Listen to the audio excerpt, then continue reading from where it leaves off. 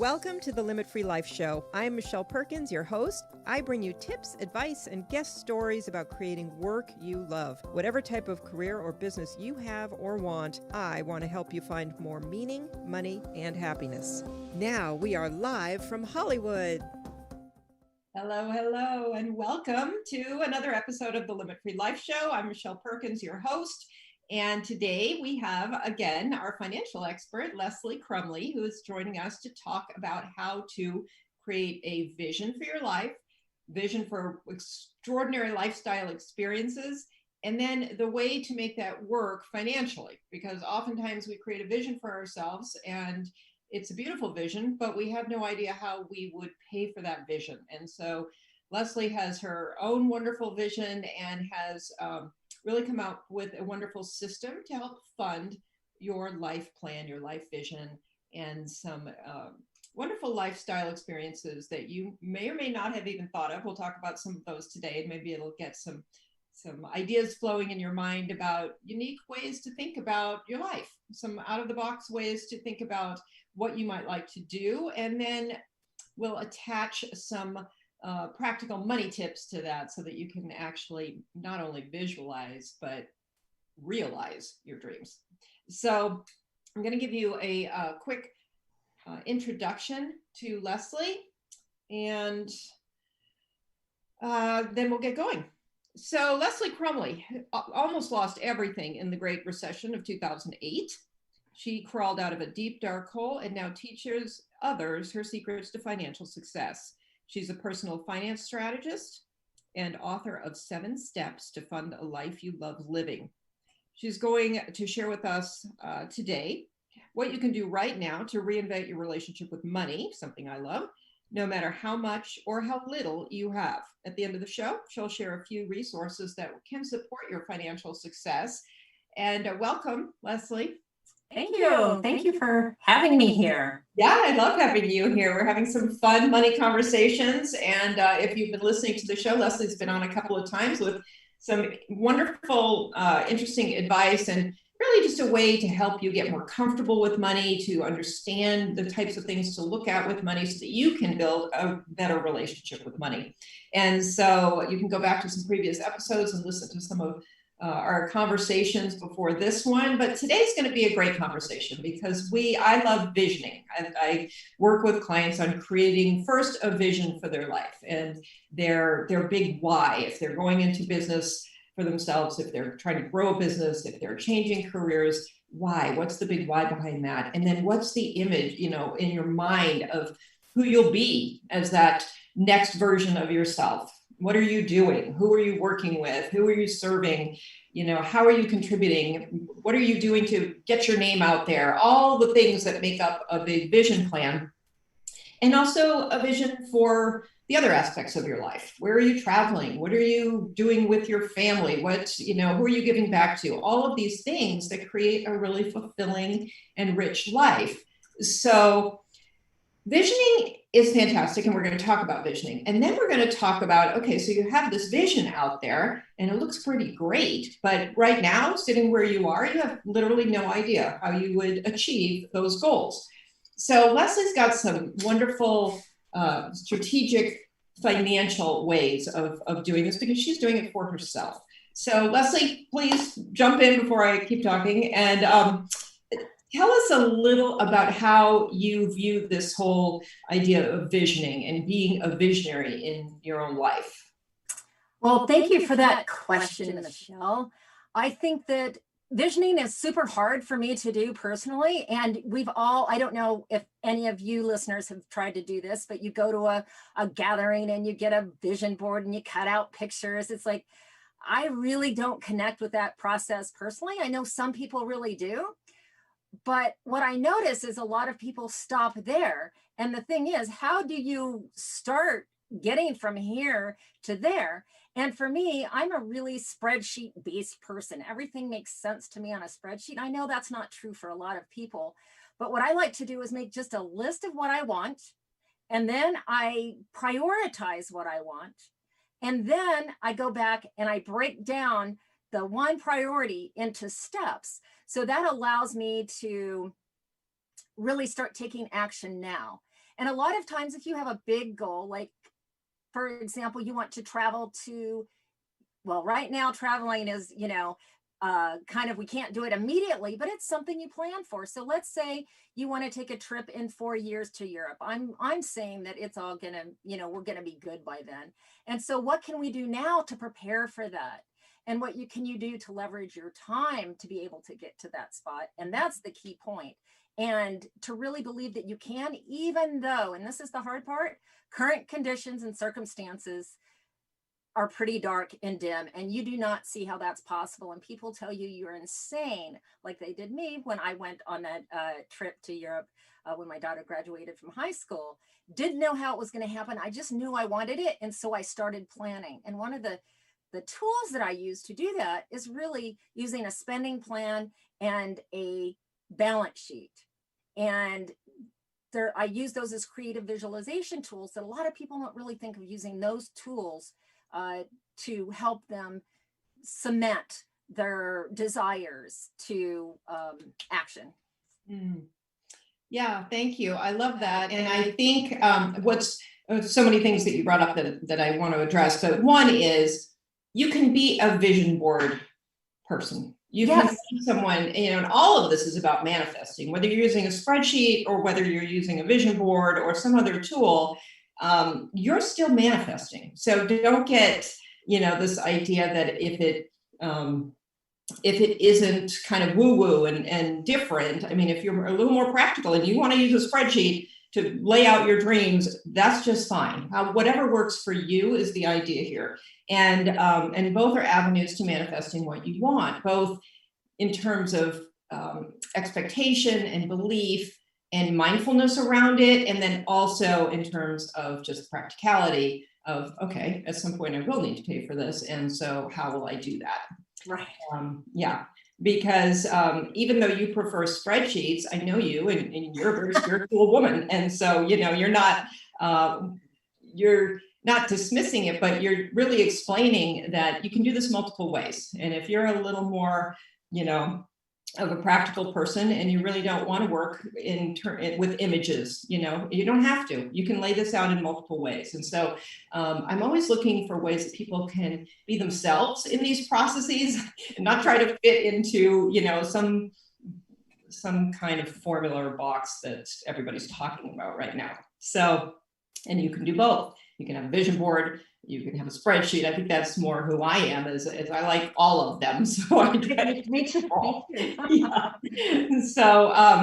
So this idea, and I want to just explain, your Europe trip was not a regular trip to Europe. It was quite a lengthy trip. And so not only were you gone for a long time, you were taking a lot of time off, from whatever work, and you were, obviously having to plan for an extensive bit of travel, which I think you want to do more of. Is that correct? Absolutely. And then it's the practicalities. What I really help people with is the practicalities, because you think, oh, that sounds good, but what do you do with your house for 5 weeks? Like, how are you going to deal with the maintenance, or if anything goes wrong? When you live in California, you're always thinking, my gosh, what if my house falls down in an earthquake while I'm gone? What would I do? So it's all about the risk management for me. That's why I like spreadsheets, but really thinking operationally, how can I make this happen? And when you start listing it out, you go, oh, okay, well, I could get a neighbor. And then you start develop, like, I need a neighbor to do that. Well, develop a relationship with your neighbor now so that you can have that person lined up. It's like just really thinking about what are all the little pieces that I need to make this happen? Because it's the little pieces that stop people from going. It's like, well, do I need a passport? Well, in some countries you have to have a passport a season for like 6 months before they'll let you in. And so you want to make sure you've got that on a list, and the lists can really make that start being real to you. Mm-hmm. And, and I know the challenge for some people is, well, I don't want to do that because I don't really believe it's going to happen for me. Yeah. And then and I don't want to be disappointed. Right. And I would say to you is you're going to live your life anyway, right? Do you want to live in being limited, or do you want to say, hey, I'm limit free? And that journey, whatever work you do, will serve you, and somehow you just don't know how that is. So you may end up getting a job that you really love because you started researching, or you might even find a job that allows for travel to get you there a little bit faster. You know, you just don't know when you follow your curiosity. And I really look at vision planning as trying to find your authentic self. You know, like think Indiana Jones. It's like, where is the treasure within? Where is the treasure within? And a lot of times it's your curiosity, it's your discontent. And when that discontent starts like getting more and more, and you're just like, oh, I got to do something different. And that's where you can really break through sometimes. And I know right now where a lot of people are at is they want to break through because it's, you know,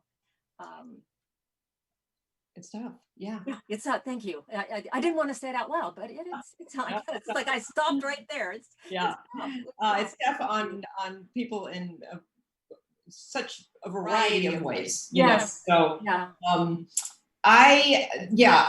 you know, one of the things that you said, I mean, you're talking about being a visionary leader in your own life, which I love, whether you're talking about your career or money or your relationship, whatever, for you to literally take charge, decide on something you want and go for it versus just allowing life to just happen. And, you know, that's really what so many people do. And I get it. People are busy and you're overwhelmed and taking care of people and all kinds of things. And so life just happens to them. But when you step back and you make some decisions about what you want, and writing this vision is a big part of that. It gives you a roadmap and a blueprint for where you want your life to go. And from there, you can be the leader in your own life and you can create what you want. Not all the time, not necessarily easily, but you know, without that, you're really just kind of flailing around, I think. And sometimes wonderful things happen. It's a happy accident, but personally, I know, well, and for you, I think we're both on the same page with this, though. We like to kind of, you know, as best we can, be moving towards something that we want. Absolutely. And it's the joy of going on that journey and discovering things that you don't know. And also knowing from experience that on our trip, we had planned 3 weeks really tight and the other was fairly loose. And I have to tell you, we did more in the 3 weeks that I had planned down to a T than the 2 weeks that were loose. And on top of that, we probably spent, I almost want to say twice as much money on the loose weeks as we did on the weeks that were planned, because I knew the free days for the museums. I knew, you know, had gotten all of the value opportunities that I could, the free walking tours. So the planning process, it's just plan and prepare, really saves you a lot of time. And that's where a lot of people want to go fast, but to go slow, to go fast is kind of planning. And that's why I like the balance sheet and the spending plan, because it kind of forces you to slow down. It forces you to really connect with your actions. And you know, a lot of people think, well, I just need to make more money. And the fact is, making more money is not necessarily going to get you to where you want to go, because there's all of the variables that go along with that. And it's the management and the maintenance that a lot of people just don't factor into their time. And that's what I want to encourage you all to do, is factor then in the time to do, I call it money maintenance, right? Once a month, do an hour. To just stay on track and to plan. Well, yeah. So let's talk about that, because you know, once you have this bigger vision, and I think it's interesting if you knew sometimes how much work was involved in something, you wouldn't even do it. So you want to go for this, you know, have the big plan and then just start taking step by step. Because if somebody told you, you know, the 10,000 steps you needed to take, you just be tired, just, you know, so that's where you just have the plan out there and start moving. So how do you see when you think of a balance sheet and the spending plan as your vision plan? Right. What can you give us some specifics about how a person would use those two pieces of financial information or financial reports to do this? Sure, absolutely. A balance sheet, and which is a balance sheet, if you're not familiar with that, is a list of what you own and a list of what you owe. and you subtract the two, and that is what I call a financial freedom balance, which a lot of people call net worth balance. If you go to your accountant and say financial freedom balance, they're not going to know what you talk about because it's a business tool. But I take this, no, this is my number to get me to financial freedom. So I have to, and in that list are assets that I have to manage and liabilities. So I know when I'm looking at that balance sheet, if I have a really high mortgage and my balance is going down, down, down every quarter, when I look at that, I'm getting further away from that dream trip than I'm getting closer.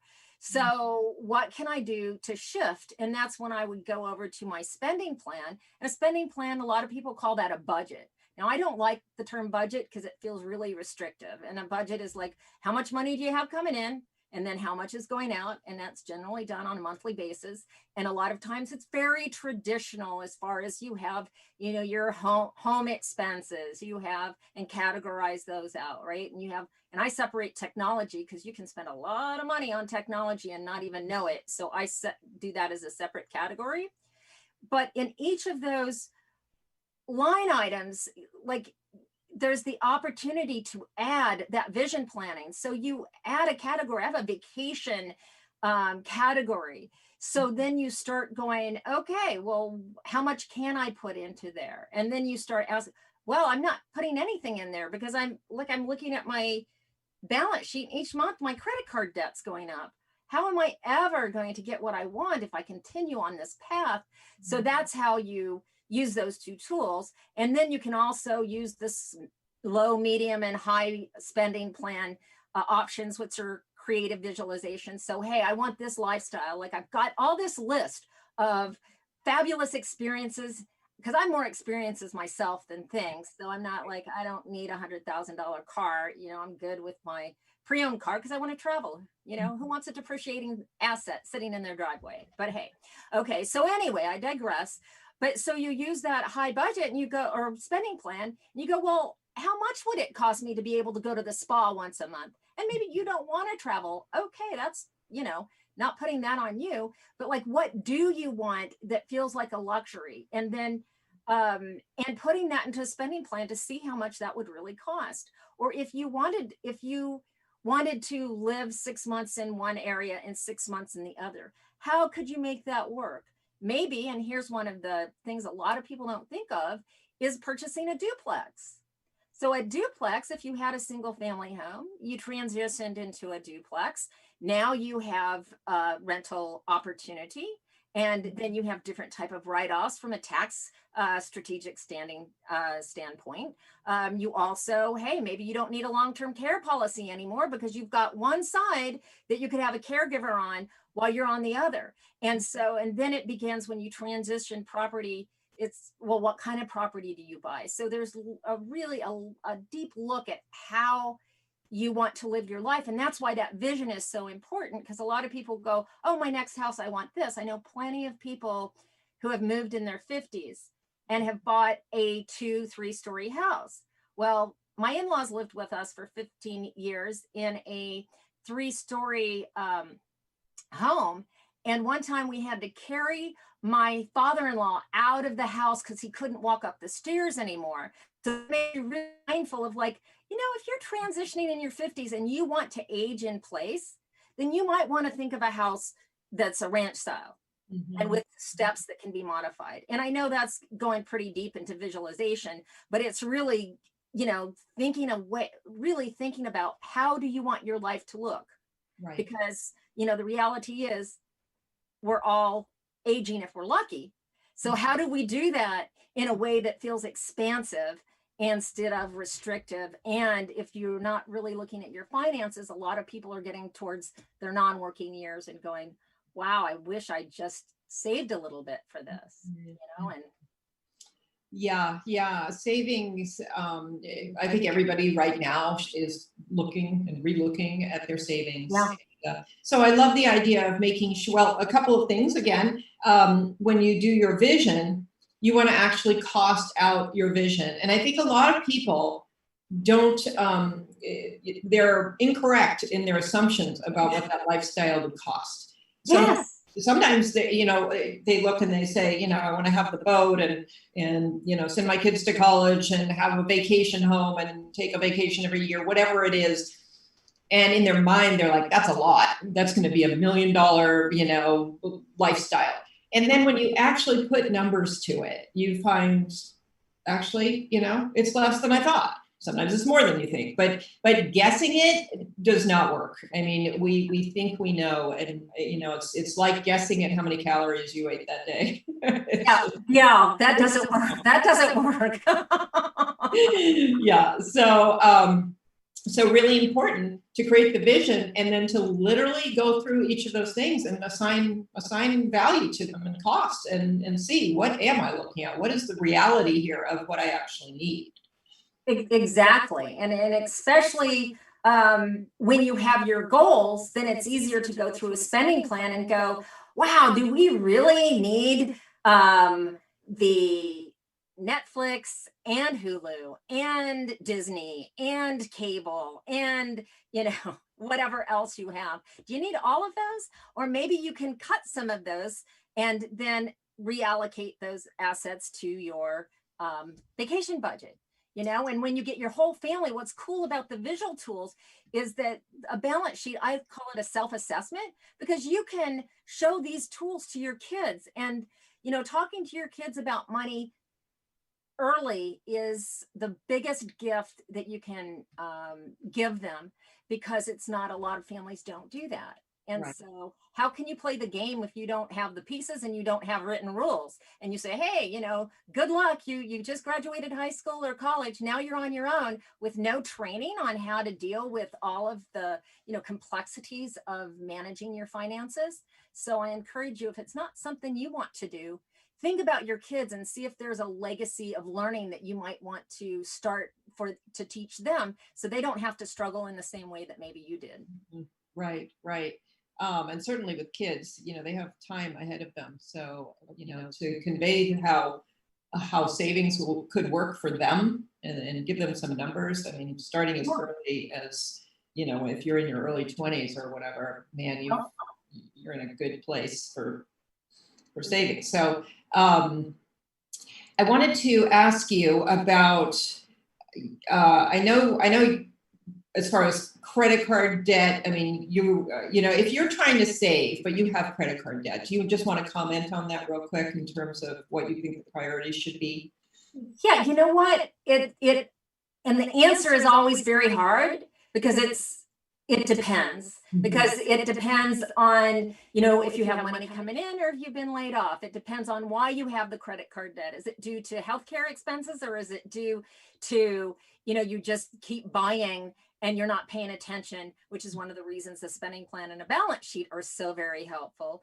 Is it because you have a spouse that has a spending issue and they will not fess up to that and acknowledge that, right? So, generally credit card debt, you don't want to buy anything that you can't pay off, and then that's just kind of how it is. You really, especially with discretionary spending, unless it's strategic, in nature. Would you say try to do both, pay off your credit card and save at the same time, or focus on paying off that credit card debt first, depending on the type of, I would say, again, it depends on what you're, where you're at in life. If you think you're going to lose your job, you may need some cash to pay the rent, and you cannot pay rent generally with a credit card.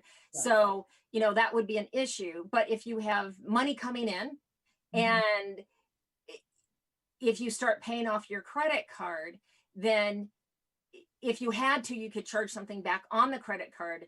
So I would say pay off your credit card first. But then and that's where it's kind of fun, and where I do a spending plan and a balance sheet with people to see how you can play the game. Because for one person, I could say, look, you can get a 0% interest credit card and pay that down. So now you don't have that issue, but it depends on how your credit is, so there's a lot of pros and cons to that, but you got to know yourself first. If you're somebody who's always going to charge, then you can't use that strategy. Like me, I can't have chocolate in my house. If I have it, I will eat it. I don't care. I kind of go crazy. So I have to know that about myself so I don't keep it here. And then I just go through that withdrawal, but it's fine. I get past it. So same way with you and your money, know yourself.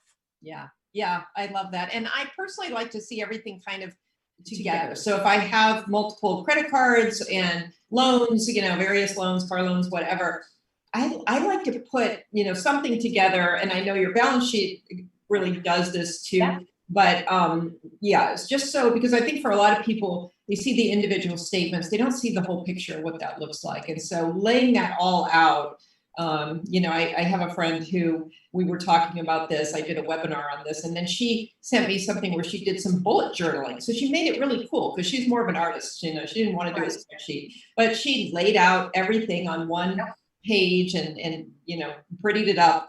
And it creates a whole different picture than seeing, I have my car loan and it's that amount. I have my, my Nordstrom's card and it has that amount and whatever else you have.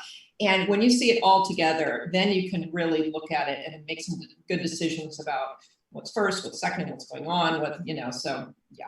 Absolutely. Yes. And that's exactly what a balance sheet and a spending plan will do for you. But on top of that, one of the things that I'm rolling out a class soon is what I do on the balance sheet. I do work with Google Sheets first because it's the inexpensive way to just, get yourself organized. Right.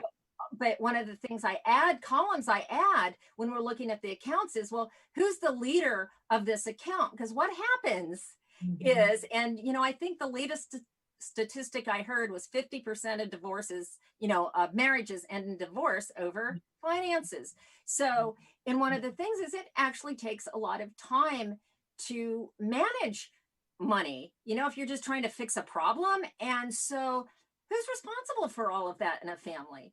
And you'll probably find one person has to do more of the work than the other, but is not getting credit for the time. So because time and money are our two objectives that we have to really deal with and manage all the time to be able to get to the next level.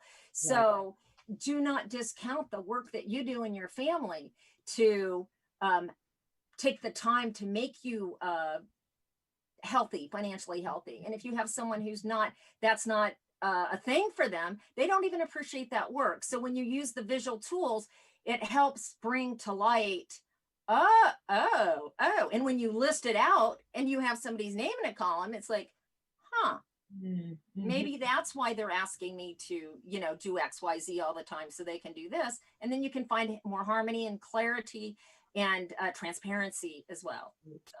Yeah, I love that. And I think hopefully that helps people to see kind of what balance sheet is about a little bit more too, because just the name balance sheet, I think, tends to turn, people a little bit away. But when you realize it really is just a list, like you say, of what you own and what you owe. And you can put it on a, bullet journal it or you can just do a balance sheet and it's the same. So exactly. It's just it's being really mindful and going through a mindful process of appreciating. And I call it an appreciation practice as well, because it's really, maybe you've inherited some money from a family member and you can take that moment and go, my goodness, my life is so much better because this person, saw fit to transfer some of their hard-earned money to me. And what am I going to do that?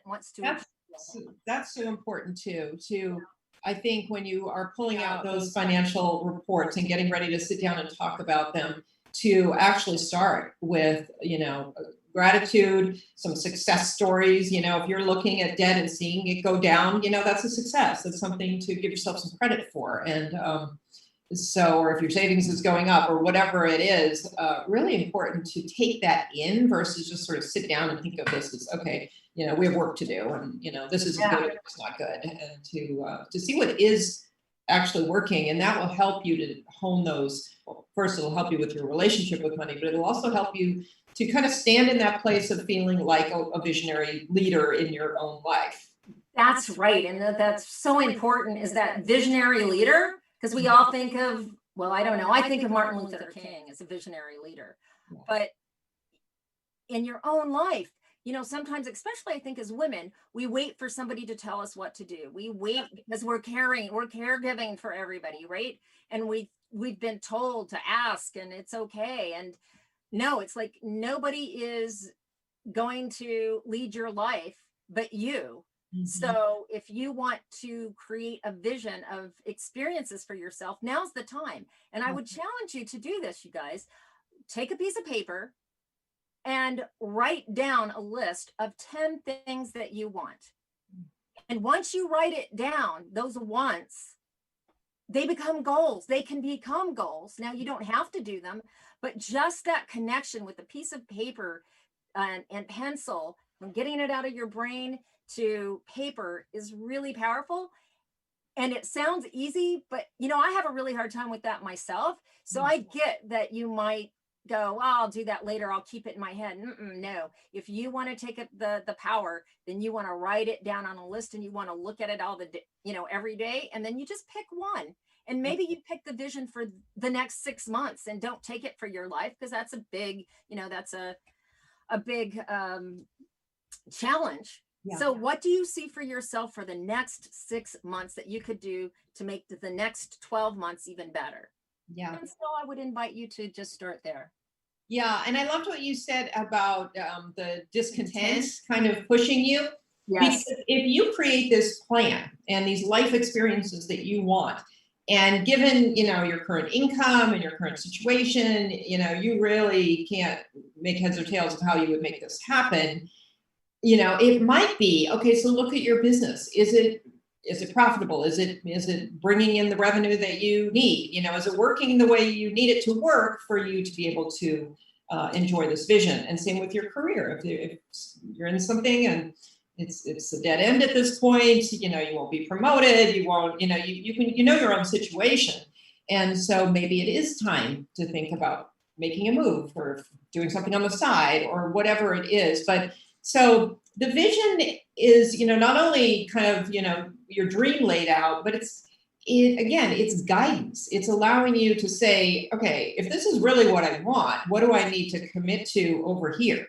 Because it's not going to magically happen. I mean, there'll be I do believe that there is some manifestation that goes on with, believing that you can do this and that this is what you want, and kind of directing your mind towards something. But you also have to step back into reality and say, what actions can I take and what do I really need to do? So it's not, it's a cool thing. And people might think that, oh, well, that's kind of a, if I ever have time or whatever, I'll do this. But really it's a fundamental step in reaching goals, getting your life, to be what you want it to be. Yeah, it's a brain hack. So like it is, when you write it down, it's like finding Waldo. You're looking, every day you're going out and about, it's like, where's Waldo? Where's Waldo? Your goal, right? So when you have it written down, it's like, okay, this is what Waldo looks like. This is what I'm looking like. And once you start asking yourself questions of how can I, things will come to you and opportunities come to you. It's really very, it sounds pretty woo-woo, and you guys might, have some judgments if I keep going on, but I promise you that it has happened to me so many times. It's like, once I get clarity, but clarity is the answer. Almost like tuning into a radio station. Once you have clarity of what you want, opportunity comes your way. And you just have to be able to be willing to do what it takes to get what you want. And that's kind of what people don't talk about. Yeah, there's action. And a lot of times, like speaking on, on a podcast, not necessarily in my comfort zone, but to get my mission out and my message, I have to get past myself. And sometimes you have to, that's the journey, is to get past yourself to find that treasure, Yeah. I love that. And your enthusiasm is what what we can all have when we're actually doing this, because when you do it, you build momentum and you start seeing things happen, just like you say, and things will happen. I see that too all the time. People set their sights on, a new career they want with no idea, no context, nothing, really don't know how they can make it happen. But when they focus on it and they start, just doing small things to work toward it, all of a sudden people show up and opportunities show up. And it just is, it is the way it is. And so, Well, and I would like to add that, and this is a plug for you, and you don't know that I'm going to say this, so I'm just letting everybody know. But one of the things to do is leverage learning, because if you work with somebody like, if you're super discontent in your career and you go to somebody like Michelle, she can help you figure out A to Z 10 times faster than you can do it yourself, because she knows the right questions to ask. She has resources for you and exercises to really get out what you're trying to achieve. If you try to go it alone, you may end up getting a job very similar to the one you have, because that's in your comfort zone, and because you don't know what you don't know in a job market and with your own skill set. So I'd have to say, if you want to accelerate your journey, you want to get in contact with people who are really passionate and experts in their field, because they can cut your journey down. I always take it back to a vacation. If I go to a travel agent who has traveled in a certain destination and has my kind of values for traveling, I'm going to save so much time. It's going to offset the dollar cost, because she's already gone down that path, and she kind of knows me. The same with you. If I'm working full time and I super tired, right, I don't have a lot of the energy that it's going to take to make that transition. But I have to, say that if you are looking for, a new career, to reach out to Michelle, because she does a really great job at helping people find their path. So. Thank you. I appreciate that, Leslie. That was unexpected. Very, very nice. So, yeah, and I would say the same goes for all of these things. This idea we should do it alone, that's really an old construct. We do not need to do that. And yeah, coaching to me is the way to go. Financial help, all the people in our life that support us so that we can reach our dreams. People who you read about and you see who are living these big lives, they are getting support all over the place. And there's not an athlete that you see or a performer that you see who has not had great teachers, great mentors, great, coaches. And they coach them on the tiniest of things. And it's like, why don't we think we can do that as individuals? And it's one of the reasons why I wrote 7 Steps. And it's one of the reasons why I try to teach like really small things. How do you look at your bank statement? A lot of kids don't even know how to look at a bank statement and find out the interest rate and the terms. And it's, how it flows in and out really messes people up for late fees. And there's nobody that really teaches that. And so that's one of the things that I want to bring to the market at a price point that is everybody has access to, and especially with younger people. Right. Really important. Yeah, I love that. And I know somebody like you could look at a balance sheet and a income statement and immediately see things that who's in the whose information it is won't be able to see, just because you'd be able to probably, I can bring a stylist in to look in my closet and she'll find all kinds of great outfits that I just don't see when I go in there. And so it's the same thing. It's a different set of eyes, a different perspective, and really, really helpful. So I wanted to, we don't have much more time, but I just wanted to, allow people to kind of get out of their own way, and they're out of the box, and think about some cool ways that people are living these days. I think I told you about a friend with a house. Maybe I didn't tell you, but a friend has a house in Nantucket and has been there most of the summer and is now leaving, and emailed me and said, oh my gosh, you would not believe the requests we're getting for people from New York City and Boston wanting to rent their place for 6 months to a year because they're going to be working remotely. And I guess they just said, why am I going to, live in my tiny little apartment in the city when I could be, basically living island life and doing my work? And so I think with everything that's going on, we have an opportunity to think, do I want to live in, on a boat for a year? Do I want to do, there are all these different ways that people can do them. Even though we can't really travel the way we can change up our lives in some interesting ways right now. Absolutely. And if you have live in a very expensive area and you can't go out anyway, right? Like go to a small, if you want to really change it up and save some money, sell your house, go somewhere else and write your book or whatever it is that you want to do. And then you'll have some time to really think about the next steps. But the key part to all of that is really looking at where you are financially to know where you want to go. And then the other thing I would say to that is if you are close to retirement, like everybody talks about retirement plans, and this is part of vision planning, because most people are running from something. They are running from that job they've hated. They are running from that really frantic schedule, but they don't think about what they're running to. Mm-hmm. And so 3 months into retirement, they're going, oh, I don't know what to do. So I would encourage you, as part of a retirement plan, is to really include this vision planning or life planning or experience planning, whatever word connects with you, it's the same thing.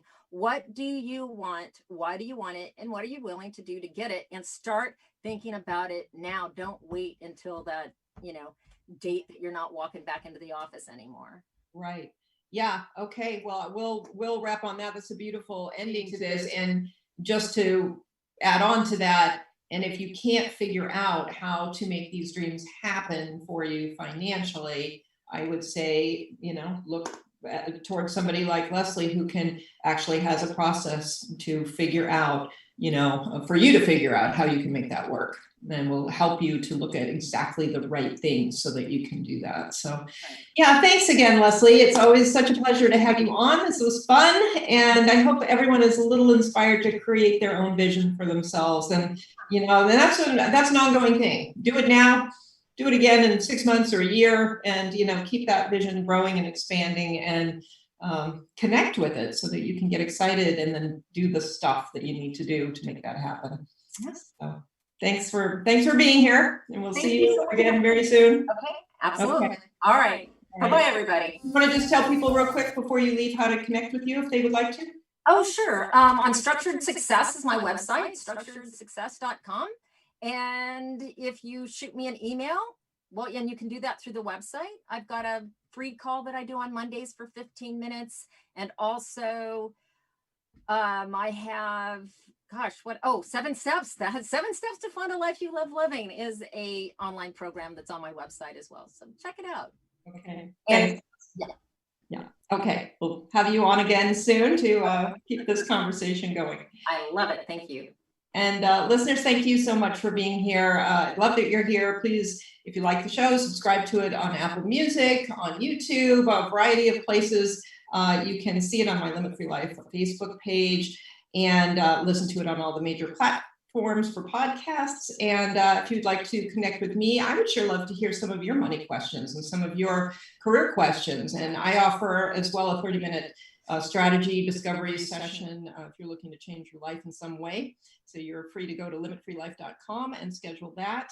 And but we'd love to hear more of your questions. Leslie's going to be coming back on the show. If you have specific questions about career, business, money that you'd like some discussion around, we'd love to do that for you. So have a great week and create those visions. We'll see you next Wednesday at 1 o'clock.